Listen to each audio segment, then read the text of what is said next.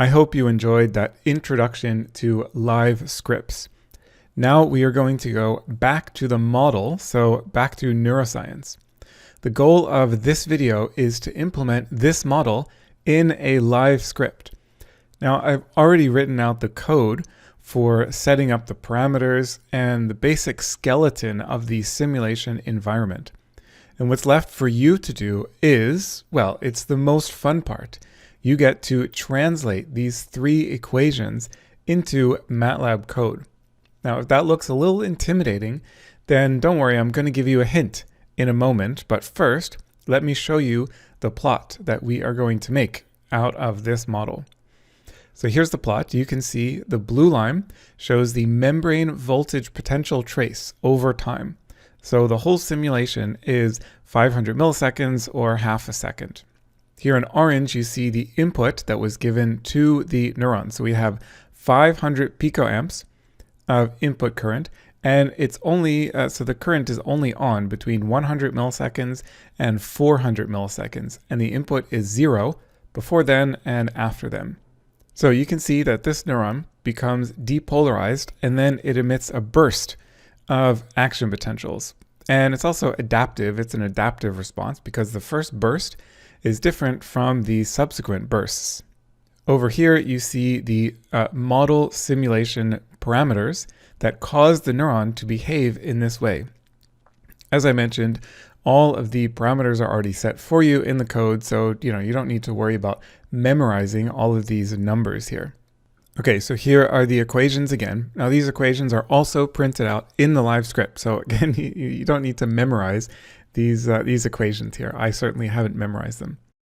Now, if you don't have any experience translating differential equations into MATLAB code, this might look really intimidating. And that's because we need to solve for v, but v is embedded inside this derivative.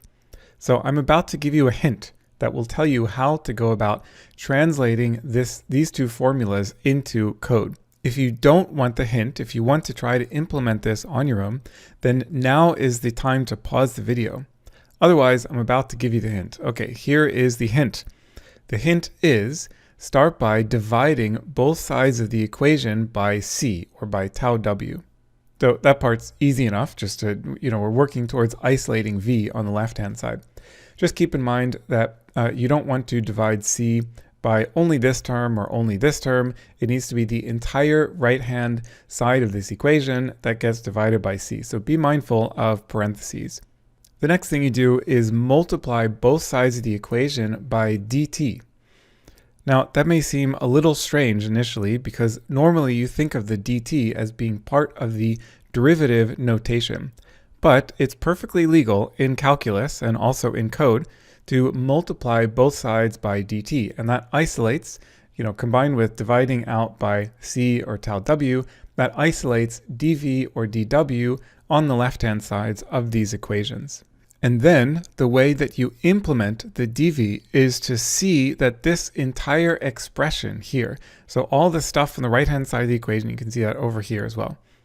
This is not actually v. This is the change in v. So then what you do is you update v to be itself plus the right-hand side of this equation, divided by c and multiplied by dt. Another way to think about this is that I could have written this out using subscripts with timestamps. So this would be v of t plus 1, and then this would be equals, and this would be v of t, and all the other v's in here, and w's of course as well, would be v of t or v of w, and on the left-hand side we would have v of t plus 1. Okay, so I hope that's enough for you to implement this on your own now. Pause the video, give it a go, and now I will switch to MATLAB and you can see my solution. So we're working with the script MATLAB for AdEx Spike Project Part 1.mlx. So it's the MATLAB live script for part 1 of this module. Before starting to write any code, I just want to give the big picture bird's eye view of this entire script so we know what we are working towards. So up here I have a reference. This is where I got some of the parameters for that we are going to set the model parameters to. And here's a link to a Scholarpedia page about this particular model, this AdEx model, if you want to read more. Here are the 3 equations. We'll get back to that in a moment. Here we list the parameters. We can already see that there's something going on here, where here we specify the input I to be a vector of all zeros, and then it gets replaced as a scalar. So I think we're going to need to replace this. We're going to need to do a little bit of coding here. Okay, here are the parameters that we are going to use here. This is set for figure 4D. That is a reference to this paper up here. But don't worry, you don't need to read the paper in order to complete this project.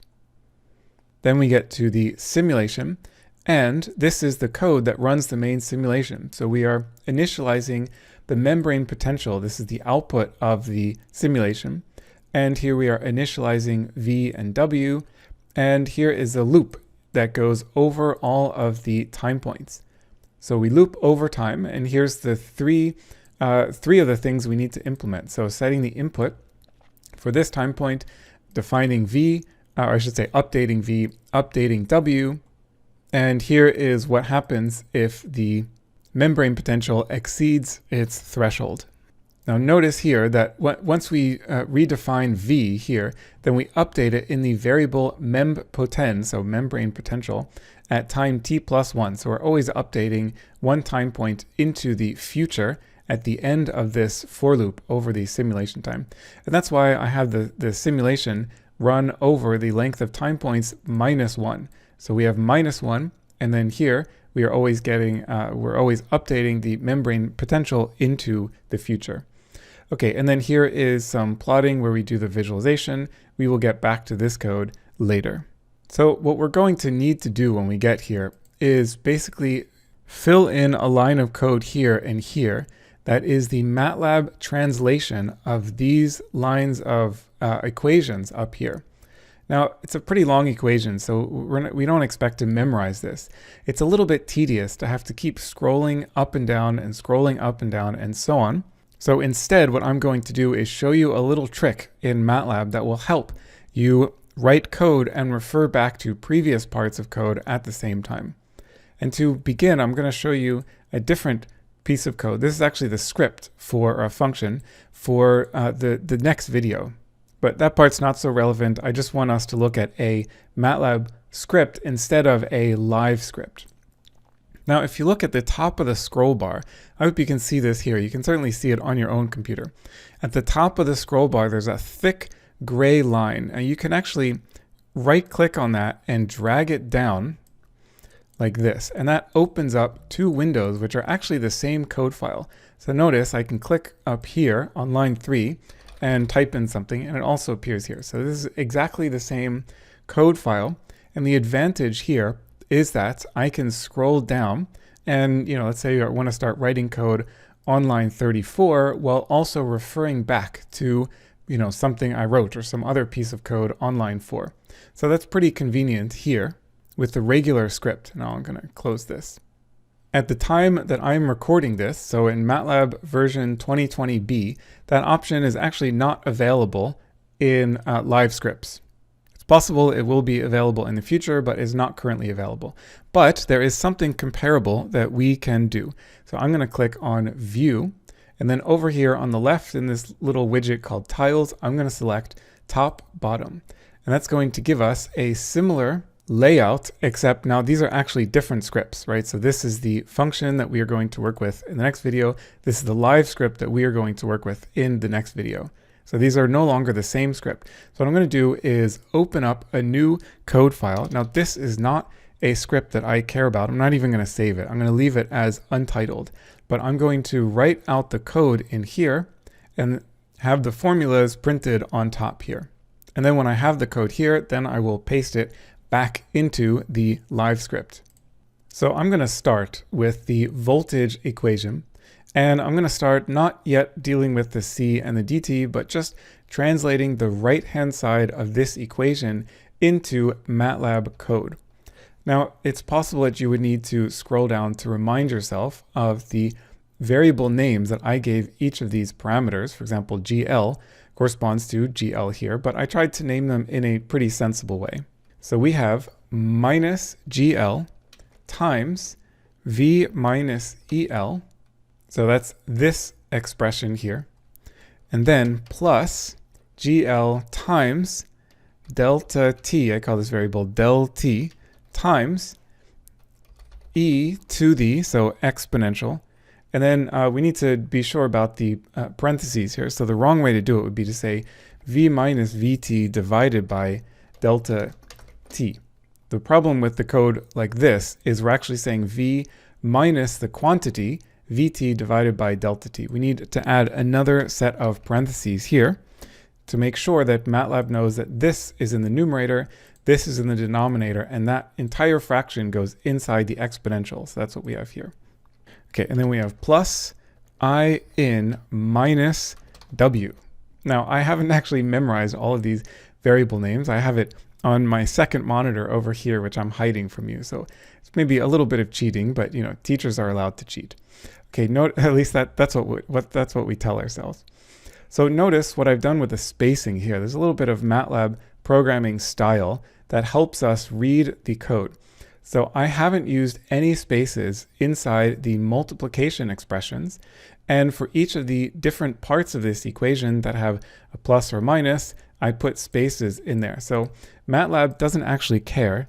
To MATLAB's eye, this is the same as this.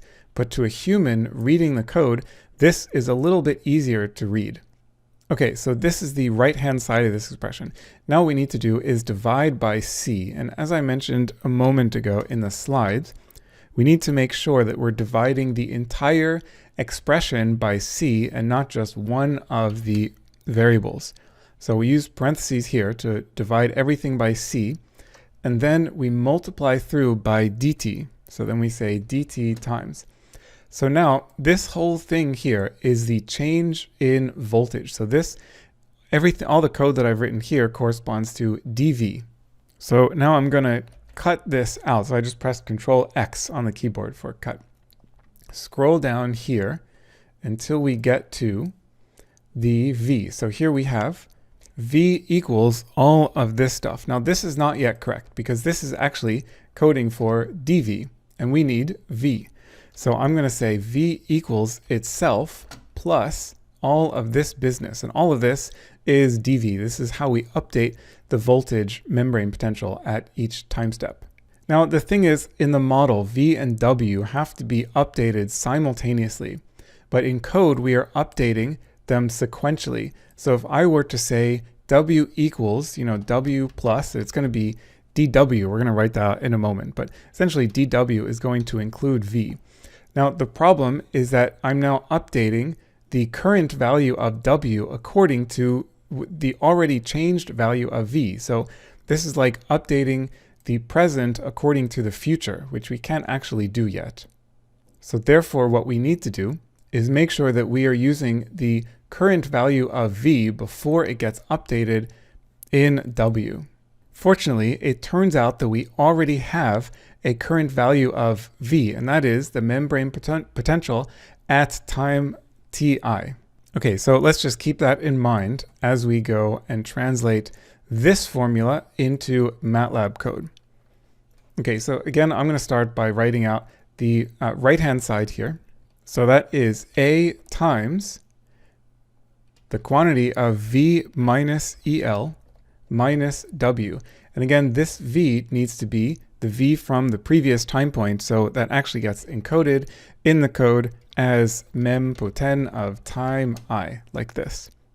Okay, so then we divide by tau W and multiply by dt. Again, what I coded for here is delta t, or dw. So I've coded for dw here. So now I'm going to cut this out of the code and paste it down here where we say update w. So w equals itself plus dw, and all of this is dw. And then the third equation, so these are the first two equations of the model. The third equation is updating, and that's this if-else statement. So let's have a look at this here. So if the voltage is greater than 0, so if V is greater than 0, we reset V, so V sub R is the reset value of V, and we reset w to be equal to itself plus this parameter b. Okay, so that is fairly straightforward to implement. We say if v is greater than v peak, which I've defined up here to be 0, that's the spike threshold. So if that is the case, then v equals v reset, and w equals itself plus b. Okay, so then this is good. And let's see, the last thing we need to do here is set the input for this time point. So this is a scalar, I in, and here we just need to specify that this is the input value for the current time point. So that parameter, that variable is called I input, right? So we're going to say equals I input of time I. Now, in fact, this variable as a scalar is used only once inside this loop. So it would also be perfectly fine to write the code like this, and then you don't need these two lines of code anymore.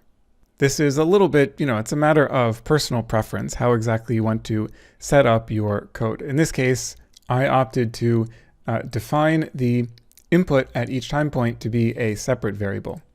Okay, so I'm pretty sure that this for loop, the simulation here, is finished.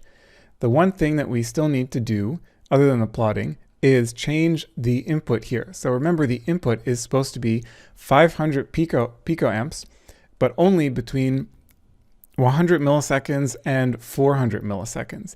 So here we define a vector, and here it gets reset to be a scalar. So this is wrong.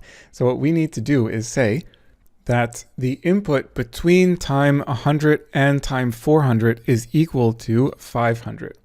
So it's going to look something like this. We want when the time vector is greater than 100, and we can try just doing this, and actually maybe I'll already just plot this. I'm going to plot time vec by I input, just like this. And now I'm going to press Control Enter on the keyboard just to run this one cell here. Okay, so we can see, let me expand this a bit. So we can see here is time on the, so I don't need this extra bar anymore. So I'm going to click up on View, and then see that it's this button top bottom is selected. I'm going to select single, and that gets us back to one window with the script and code and function files. Okay, so this is, we're getting somewhere here. This is, now the input is 0 for the first 100 milliseconds, and it's 500 thereafter. So what I'm going to do is write a conjunction. So I'll say and time vec is less than 400. So let's try this again. Now we see that this looks much better. Now, if you want to get really nitpicky, this is still technically not totally entirely correct as I've specified it, because this actually excludes the time point 100 and it excludes time point 400 milliseconds. So therefore, just to make this a little bit more precise, but also just to introduce you to a little bit more MATLAB coding, I'm going to say greater than or equal to 100. And here I'm going to say less than or equal to 400. Now this is really precise. Okay, let's see. I'm going to comment this line out because we don't need to keep looking at this plot. Okay, so run all of this code and run all of this code. I don't expect any errors here. Here we get to the simulation. I hope there's no errors here.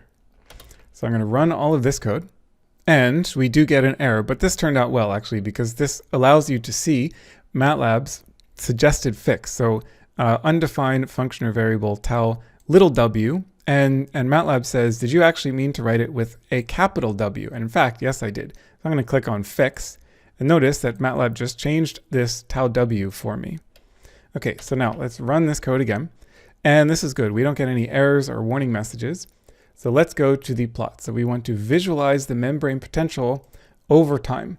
Now the way to get different plots on the same axis is to use a function called y-axis. So we can write y-axis left, and that's going to plot data where the amplitude or the height of the function corresponds to the left axis. So what do we want to plot here? Well, we want to plot the time vector by the membrane potential, this one.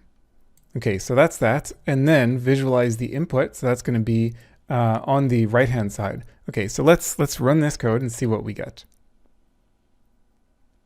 Okay, this is the code from the previous cell. Here we see something that doesn't quite look right.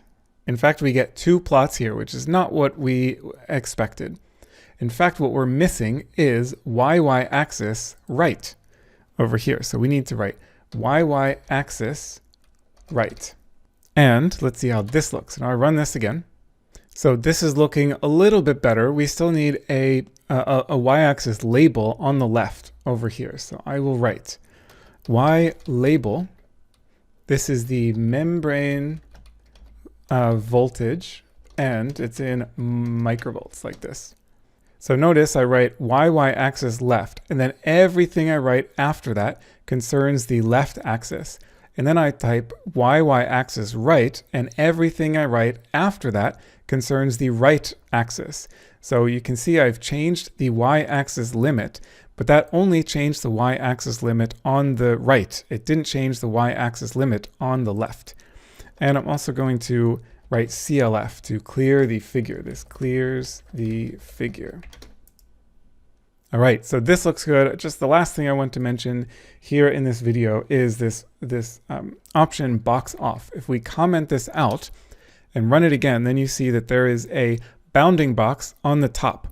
Now, if you only have one axis, just a regular plot with only the left y-axis, then typing box off will also remove the right bounding box over here. However, you know, we have something on the right axis, so box off is just going to get rid of the top bounding bar up here. All right, very nice. So I'm going to call this a successful completion of the goal of this video. In the next video, we are going to translate this simulation into a MATLAB function, which is going to be pretty neat. So I'll see you in the next video.